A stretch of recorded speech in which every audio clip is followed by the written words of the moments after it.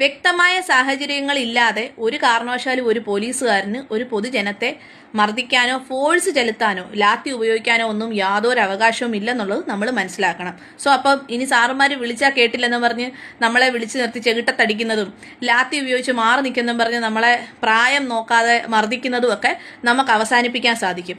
ഇനി ഇത്തരത്തിൽ നിങ്ങൾക്ക് നേരെ ഒരു മോശം അഭിപ്രായം അല്ലെങ്കിൽ ഇങ്ങനെ മോശമായ ഒരു കുറ്റകൃത്യം നടക്കുകയാണെന്നുണ്ടെങ്കിൽ ഒരിക്കലും പോലീസ് മേധാവിക്കോ അല്ലെ പോലീസ് സ്റ്റേഷനിലോ കൊണ്ടുപോയി പരാതി കൊടുക്കരുത്.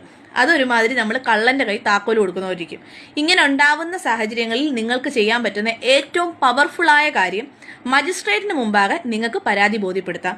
അതിന് ഒരു വക്കീലിന്റെ സഹായം ഒന്നും ആവശ്യമില്ല. നിങ്ങളുടെ മാതൃഭാഷയിൽ എന്താണോ സംഭവിച്ചത് അത് വ്യക്തമായിട്ട് എഴുതി മജിസ്ട്രേറ്റിന് മുമ്പാകെ കൊടുക്കാം. ഇതിനെ സപ്പോർട്ട് ചെയ്യുന്ന എവിഡൻസ് നിങ്ങളുടെ കയ്യിലുണ്ടെങ്കിൽ, അതായത് നിങ്ങളെ മർദ്ദിക്കുന്ന ആരെങ്കിലും വീഡിയോ എടുത്തിട്ടുണ്ടെങ്കിൽ ആ രേഖകളും, അല്ലെങ്കിൽ ഇത് ആരെങ്കിലും റെക്കോർഡ് ചെയ്തിട്ടുണ്ടെങ്കിൽ ഓഡിയോ ആണെന്നുണ്ടെങ്കിൽ ഇതെല്ലാം മജിസ്ട്രേറ്റിന് മുമ്പാകെ ഹാജരാക്കാനുള്ള ഒരു അവകാശം ഏതൊരു ഇന്ത്യൻ സിറ്റിസനും ഉണ്ട്.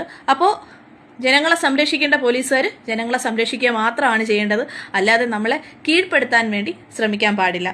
എനിക്ക് വന്നൊരു റിക്വസ്റ്റിന്റെ പുറത്താണ് ഞാൻ ഈ ഒരു വീഡിയോ ചെയ്യുന്നത്. വളരെ പ്രായമായ ഒരു വ്യക്തിയെ വിളിച്ചിട്ട് കേട്ടില്ലെന്ന് പറഞ്ഞ് ചെകിടത്തടിച്ച ഒരു പോലീസുകാരന്റെ കാര്യം കൊണ്ടാണ് ഞാൻ ഇങ്ങനൊരു വീഡിയോ ചെയ്യുന്നത്.